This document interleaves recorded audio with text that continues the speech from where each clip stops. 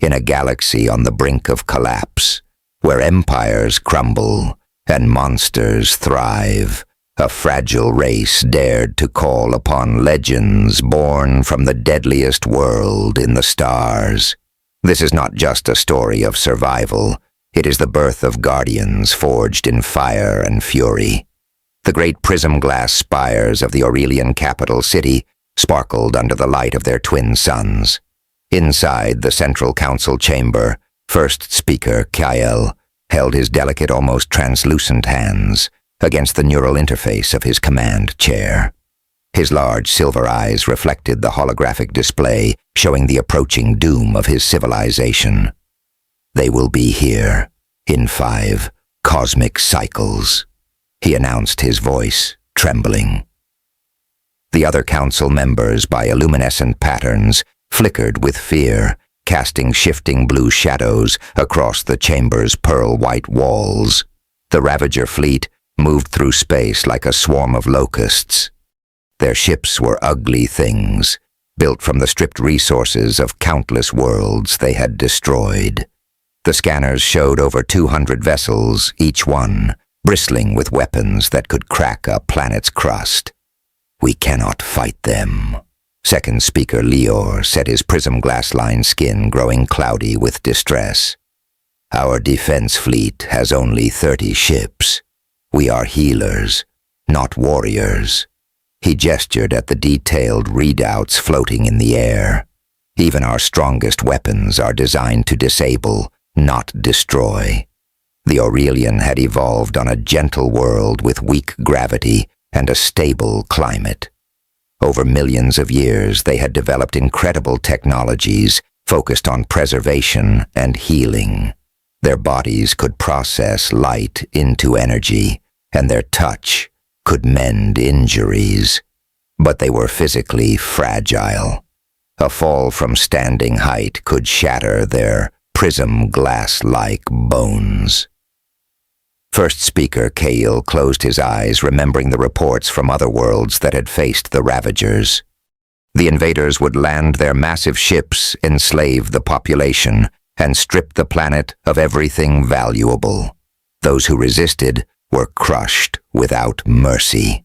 "There might be one option." Third speaker Zoran said quietly. All eyes turned to him, and the patterns of light flowing across his skin turned a deep purple of uncertainty.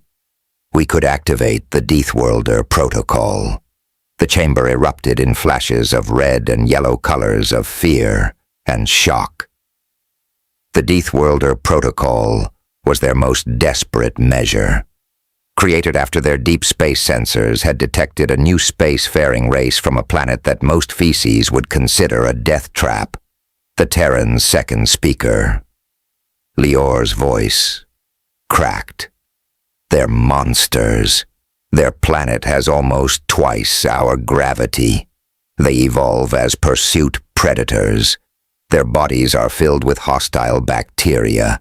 They can eat foods that would poison most species. They're practically invulnerable compared to us." "Exactly, third speaker," Zoran replied. "They're everything we're not and everything the Ravagers aren't expecting." First speaker Kyle brought up new holographic images. They showed Terran ships, sleek, powerful vessels built to withstand conditions that would tear a Aurelian craft apart. The data scrolling beside each image told a terrifying story. Crews that could survive crushing G-Force's weapons designed to destroy rather than disable an armor that could withstand hits that would vaporize a Aurelian vessel. "The Terrans are new to the galactic community," Kale said slowly. "Most species avoid them because of their physical capabilities, but their diplomatic messages have always been peaceful. They've offered help to any civilization in need. If we call them second speaker," Lior warned, "we invite predators to our world. You've seen the footage of them. They show their teeth when they're happy. They can break bones with a casual grip. Their soldiers train by running for hours carrying heavy weights." "True," Kale agreed. "But what's more dangerous? Inviting predators who've offered friendship or waiting for scavengers who've promised only death. The council chamber grew quiet. The Aurelian were peaceful by nature and necessity. Their bodies couldn't handle violence. Their technology had developed around preservation rather than destruction. They had survived by being useful to other species, offering their medical knowledge in exchange for protection. But now, with the Ravager fleet approaching their usual protectors, were too far away to help. They needed something unprecedented, something the Ravagers wouldn't expect. They needed monsters. First speaker Kale straightened in his chair, his skin glowing with the blue light of decision. I call for a vote. The motion is to activate the Deathworlder protocol and request aid from the Terran fleet. All in favor. One by one, the council members' skin patterns shifted to blue agreement. Even second speaker, Lior, eventually nodded his colors, shifting reluctantly. The motion passes, Kale declared. He placed his hand on the emergency beacon controls. May the light protect us all. The signal fired out into space, racing toward Terra at faster than light speeds. The Aurelian had just done something unprecedented in their history. They had asked the monsters for help.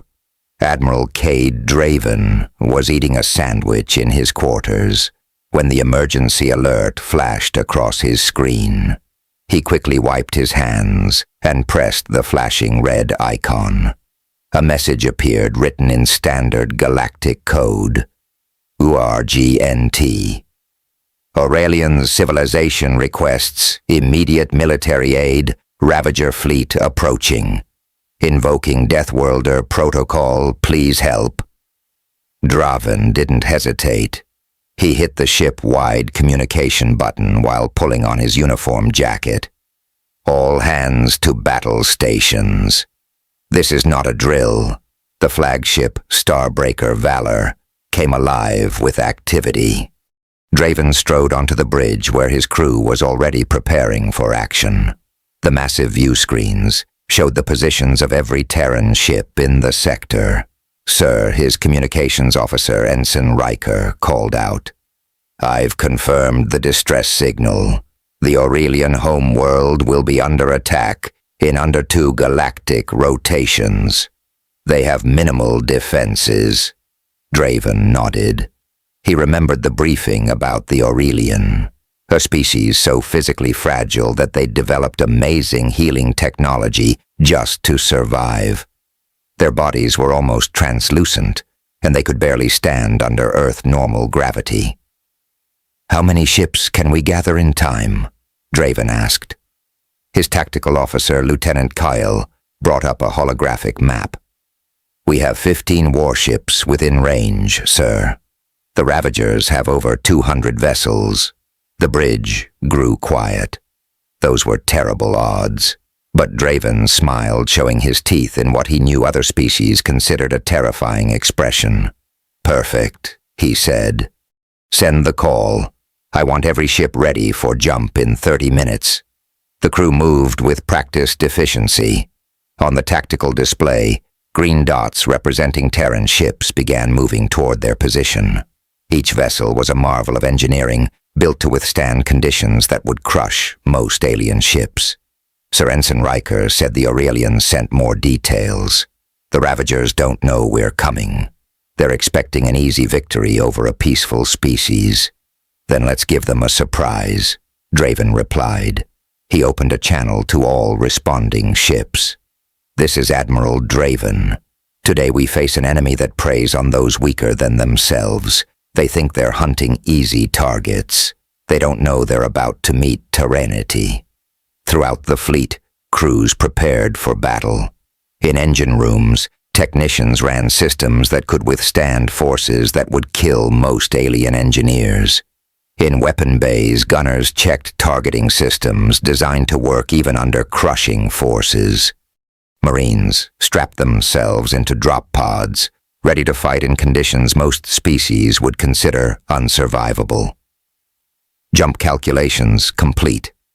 The navigation officer announced, all ships report ready. Draven took his command chair. "Send a message to the Aurelian. Tell them to hold on. The monsters are coming to help." The Terran fleet vanished into faster-than-light travel. Inside the ships, the crews felt the familiar pull of jump forces pressures that would turn most alien species to paste. But Terrans had evolved on a world that tried to kill them every day. They had learned to thrive in conditions others found impossible. During the journey, Draven studied the Ravager fleet data. Their ships were tough, but clumsy, relying on brute force rather than skill. They had never faced an enemy that could match their physical resilience. They had never fought Terrans. Sir Lieutenant Kale reported, "I've analyzed their weapons. They're designed to crack planetary crusts and overwhelm standard shields. They don't expect anyone to survive direct hits." Draven grinned. Terran ships were built differently. They were designed to take hits that would vaporize other vessels armored with materials developed on their deadly homeworld. "Status report from all ships," he ordered. The responses came quickly. Every vessel was combat-ready. The crews were eager for their first real fight since joining the Galactic community. Most alien species avoided conflict with Terrans, scared of their physical capabilities. But now those same capabilities would be used to protect the weak. 10 minutes to Aurelian space, the navigation officer announced. Draven stood up his stance, steady despite the crushing forces of faster-than-light travel. "Battle stations. Let's show these Ravagers why they should have checked what planet we evolved on." The Terran fleet raced through space carrying warriors born on a Deathworld to protect those who couldn't protect themselves. They weren't just fighting for the Aurelian now. They were fighting to show the galaxy that Tyrannity's strength could be used to defend, not just destroy. The monsters were coming, but these monsters had honor. The Terran fleet burst into normal space above the Aurelian homeworld. The planet below was beautiful with pink oceans and white prism glass cities that sparkled under its twin suns. In the Central Council chamber, the arrival of the Terran ships sent waves of color rippling through the gathered Aurelians' translucent skin. They actually came. First Speaker Kyle whispered, watching the massive warships through the chamber's viewing prism glass. The Terran vessels were dark and powerful, nothing like the elegant Aurelian ships. They looked like the weapons they were. Commander WarpVox led the first shuttle down to the surface. As the Terran delegation stepped out onto the landing pad, several Aurelian guards stumbled backward. They had never seen Terrans up close before. "Greetings," Lisa said, trying to smile gently. She had been briefed about how terrifying Terran expressions could be to other species. "We're here to help." The Aurelian delegation approached cautiously. Their bodies were semi-translucent, and Lisa could see the rapid beating of their prism glass-like hearts. Each of them moved as if the planet's already low gravity was a burden. "Welcome, Terran warriors," Kale said, his voice trembling slightly. "We have prepared a meeting room to discuss strategy." The Terrans followed their hosts into a beautiful prism glass building. Lisa noticed how the Aurelian washed in horror as her boots made solid thuds against the floor. To them, such heavy footsteps probably sounded like explosions. Inside the meeting room, the real cultural shock began. The Aurelian had prepared refreshments for both species. They watched in fascination and fear as the Terrans casually consumed what they considered deadly substances. Hot Koran brew, spicy snacks, and acidic fruits. "Is that not painful?" One Aurelian asked, his skin flickering with patterns of concern, as Lisa bit into environ fruit. "Not at all," Lisa replied, then immediately regretted it when she saw their reaction to her teeth. To their eyes, she must look like a monster, casually tearing into solid food with built-in weapons. The tactical discussion wasn't any easier. When Lisa pulled up the battle plans on her tablet, she had to catch it when an Aurelian aide accidentally dropped it. "How can you hold such a heavy device?" the aide asked, rubbing his delicate hands. It's aerogel steel," Lisa said.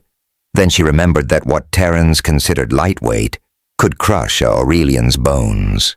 The real shock came when they toured the Terran ship.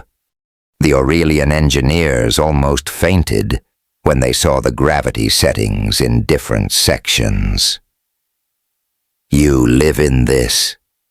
Their chief engineer's skin had turned almost white with horror as he looked at the readings.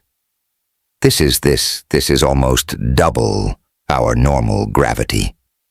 Actually, this is set lower than Terra normal, one of the Terran engineers explained. "We turned it down for your comfort." The tour had to be cut short when they reached the training room. The sight of Terrans sparring, moving at what seemed like impossible speeds and striking with forces that could shatter Aurelian bodies, was too much for their hosts. But everything changed when the tactical briefing began. Admiral Driven showed them the battle plans, explaining how the Terran fleet would protect their world. "Your city's prism glass structures will actually help us," he explained. "We can use them to reflect our energy weapons, creating a defensive grid that the Ravagers won't expect." The Aurelian washed in growing hope as the Terrans demonstrated their combat simulations.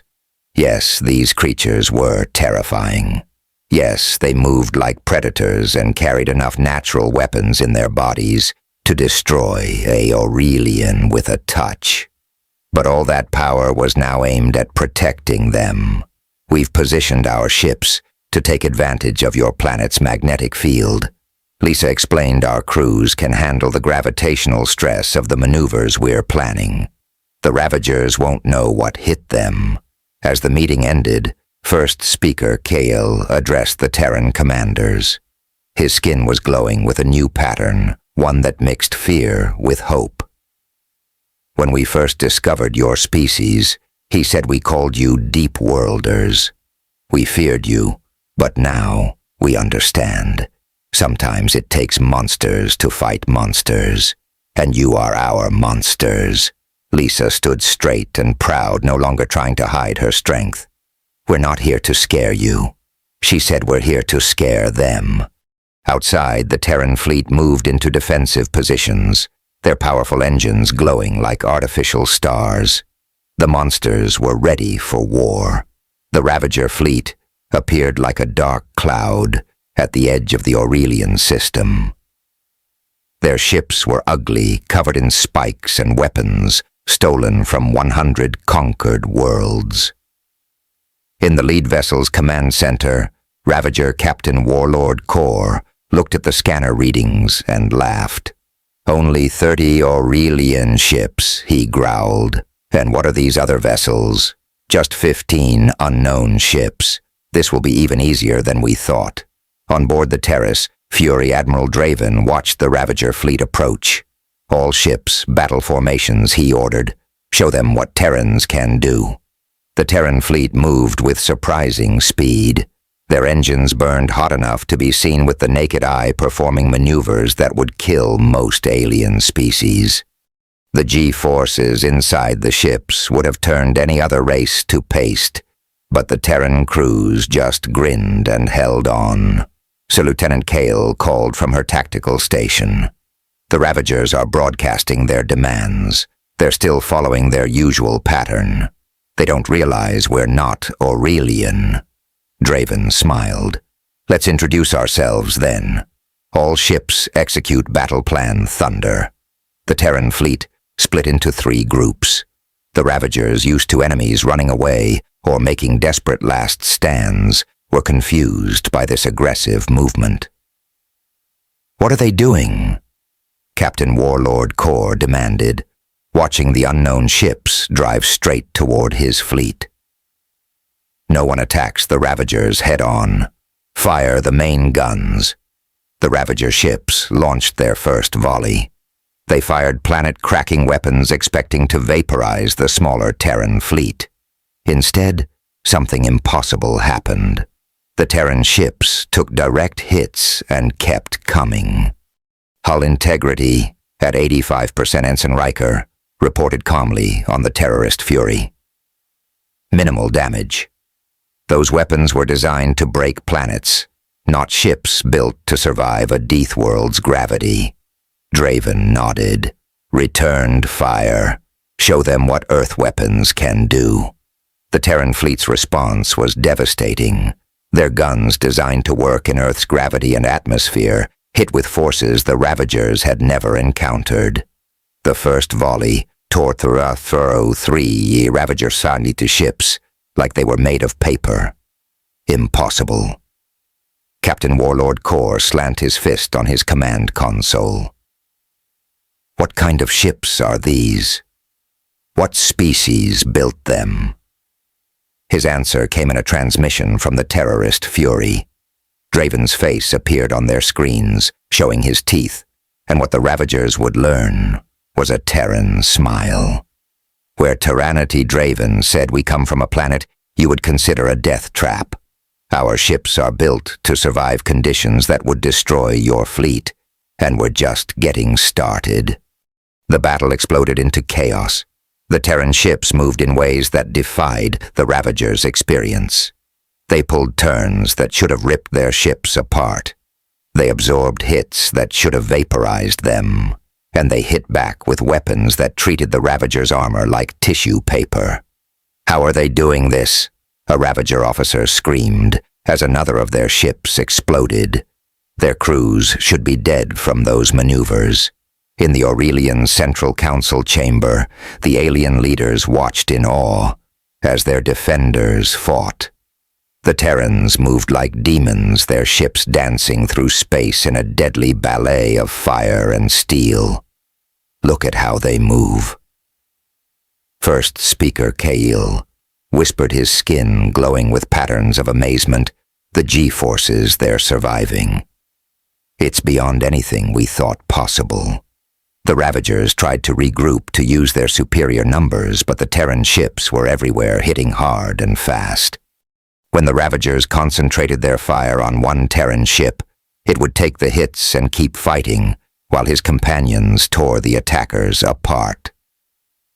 "All ships execute maneuver Earthquake," Draven commanded. The Terran fleet spun in a complex pattern that would have liquefied any other species' crews. The Ravagers found themselves caught in a web of crossfire. Captain Warlord Kor watched in horror as his fleet's advantage melted away. These weren't the easy victims he was used to hunting. These were predators from a world that had forged them in gravity and pressure and violence. These were Deathworlders, and they were winning. Sir Lieutenant Kyle reported with satisfaction, the Ravager fleet is starting to break formation. They've never faced an enemy that could take their hits and hit back harder. Draven nodded, pressed the advantage.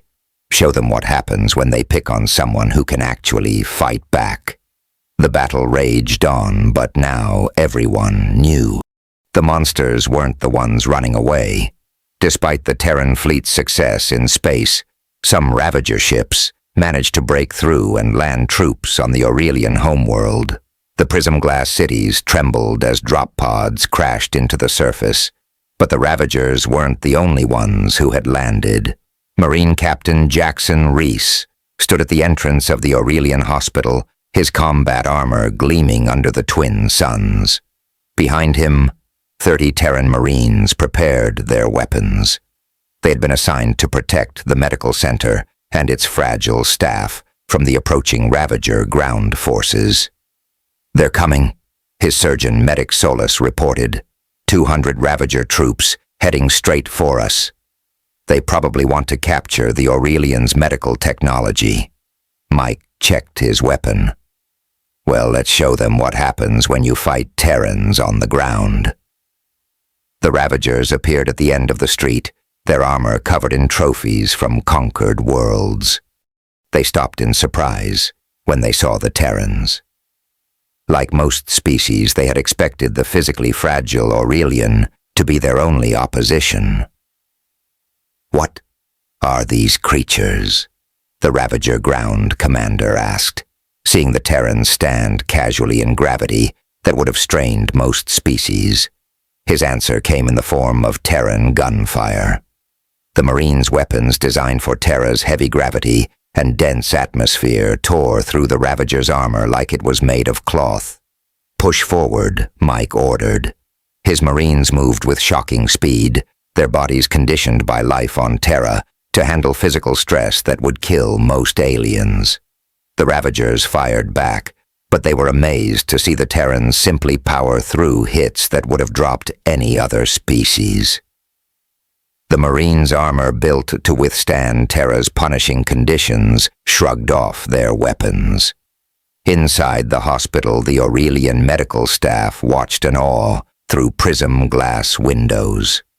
They saw Terrans running at full speed while carrying heavy weapons, something their bodies could never do. They saw Terrans taking hits, bleeding, and keeping on fighting, their robust bodies healing faster than any non-Aurelian species they had ever seen. "Look at the move," one Aurelian doctor whispered, his skin patterns showing amazement. The physical strain alone should kill them. The battle in the street grew more intense. The Ravagers, used to breaking their enemies' will through shows of force, found themselves facing creatures who seemed to enjoy the violence. "You call this combat?" Mike shouted as he knocked down 3 Ravagers with his armored fist. "We train in higher gravity than this." The Marines demonstrated why Terrans were feared across the galaxy. They moved with predatory grace, their bodies performing feats that most species would consider impossible. When they ran out of ammunition, they fought hand to hand. Their Earth-evolved muscles easily overwhelming the Ravagers. Sir Day called out, pointing at a group of Ravagers setting up a heavy weapon. "They're bringing up their big guns." The Ravagers fired their strongest ground weapon, a cannon designed to crack bunkers. The blast hit Mike's position directly. When the smoke cleared, the Ravagers stared in shock. The Terrans were still standing. "Nice try," Mike said, brushing off dust from his shoulder. "We test our armor in volcanic vents back home. Now it's our turn." The Marines counterattacked with everything they had. They threw grenades that would have broken most aliens' arms just to lift. They sprinted through toxic gas that the Ravagers had released, their Earth-evolved lungs easily filtering it out. They engaged in close combat that looked more like a force of nature than a military action. From their command post, the Aurelians' council watched the battle through their sensors. They saw Terrans performing feats that defied their understanding of biology. They saw Marines fighting for hours without rest, their bodies conditioned by Earth's gravity to handle extended combat. "They're not just winning." First Speaker Kyle said, his skin is glowing with patterns of hope. "They're making it look easy." The Ravagers began to retreat, their confidence shattered by these creatures who treated their strongest weapons as minor inconveniences. They had come expecting to find easy prey. Instead, they had found predators. Mike watched them run, then checked on his Marines.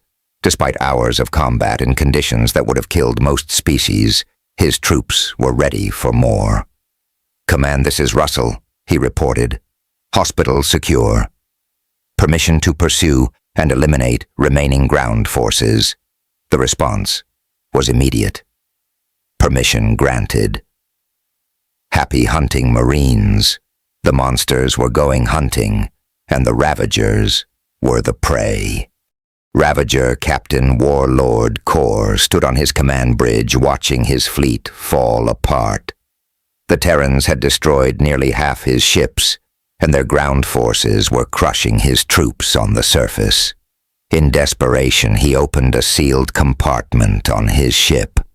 "We can't beat them with normal weapons," he snarled. "Let's see how they handle our biological weapons. Release the death cloud." The remaining Ravager ships launched thousands of black canisters toward both the Terran fleet and the planet's surface. These containers held their most deadly weapon, a virus, engineered to kill most known species. Admiral Draven watched the canisters on his screen. "All ships hold position," he ordered. "Let's see what they're trying." The canisters burst, releasing clouds of black mist. The Ravagers watched eagerly, expecting to see the Terran ships lose power as their crews died. Instead, they heard laughter over their communication channels. "Is that all?" Draven's voice came through clearly. "We have worse bacteria in our digestive systems. Our immune systems eat viruses like this for breakfast, literally." On the planet's surface, Marine Captain Mike and his troops watched the black mist swirl around them. Their suit sensors analyzed the virus. Sir Medic Solus reported, actually chuckling. "This virus is less dangerous than the Zeta-class virus back on Terra. Our bodies are already killing it." The Aurelian watched in amazement from their sealed buildings. The deadly virus that would have killed most species was having no effect on the Terrans. Their Terra-evolved immune systems, built to fight off countless diseases on their deadly homeworld, were simply too strong. "How is this possible?" First Speaker Kyle asked, his skin patterns showing disbelief. "That virus has decimated other species." In orbit, Draven saw their chance. "All ships execute Operation Thunderstorm. Let's show them what real warfare looks like." The Terran fleet moved in perfect coordination. The Aurelians' advanced sensors tied into the Terran ship's systems provided targeting data more accurate than anything the Ravagers had ever faced. Mam Ensign Riker called to Commander Lissov on the terrorist fury. "The Aurelian sensors are amazing. We can see inside their ships." Lisa nodded. "Send targeting data to all ships. Don't waste a single shot." The Terran fleet's attack was devastating. Every shot hit a critical system. The Ravagers watched in horror as their ships began exploding one after another. Each hit impossibly precise. On the ground, Mike's Marines were advancing again. The Ravagers' last desperate weapon had failed, and now they faced the full fury of Terrans who no longer needed to hold back. "Forward," Mike ordered. His troops moved like the predators they were, their bodies capable of physical feats that looked like magic to other species. Captain Warlord Kor watched his fleet dying around him. These creatures had survived their strongest weapons. They had shrugged off viruses that killed other species. They moved in gravity that should crush them. "What are you?" he transmitted desperately to the Terran fleet. "We're what happens when life evolves on a planet that tries to kill it every day," Draven replied. "We're what happens when a species survives floods, earthquakes, predators, diseases, and worse. Where Tyrannity and you picked the wrong civilization to attack." The final attack was perfect. Terran ships, guided by Aurelian sensors, struck from angles the Ravagers didn't even know existed. Marines on the ground, their bodies operating at levels impossible for other species, crushed the last resistance. In the Aurelian Council chamber, First Speaker Kael watched the battle end. His skin glowed with patterns never before seen in his species, a combination of awe, gratitude, and pride. "The Deathworlders," he said softly. "We feared them because they evolved in conditions we couldn't survive. But that same brutal evolution made them perfect protectors." The last Ravager ship exploded. Captain Warlord Kor's final transmission cut off mid-screen. On the surface, the remaining Ravager ground forces surrendered to the unstoppable Terran Marines. Admiral Draven stood on his bridge, surveying the aftermath. "Send word to Earth," he ordered. "Tell them the Aurelian are under our protection now, and let the galaxy know Tyrannity stands ready to defend those who can't defend themselves." The monsters had become guardians, and the galaxy would never be the same. 6 lunar phases after the war, the Aurelian capital city orkled under its twin suns. But now, among the prism glass spires, a new structure stood, the first Terran embassy on the Aurelian homeworld. Its strong, dark walls contrasted with the delicate prism glass architecture around it, just as its inhabitants contrasted with the gentle Aurelian. First Speaker Kyle stood in the grand chamber addressing both his people and the Terran representatives. His skin glowed with patterns of joy and confidence, emotions that had been rare among the Aurelian before the Terrans came. 1 month ago, he said, we called upon the Deathworlders in our darkest hour. We called them monsters. We feared their strength. Now we understand that strength can protect as well as destroy. Admiral Draven stood nearby, trying to maintain a neutral expression to avoid frightening the Aurelian with his teeth. Commander Lisa and Captain Mike stood with him, their combat armor replaced with formal uniforms that still mark them as warriors. The Terrans have agreed to establish a permanent defense fleet in our system.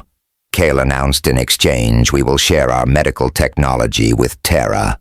Their bodies evolved to survive conditions we find impossible, combined with our healing knowledge will make them even more formidable guardians. In the months since the battle, the relationship between Terrans and Aurelian had changed dramatically.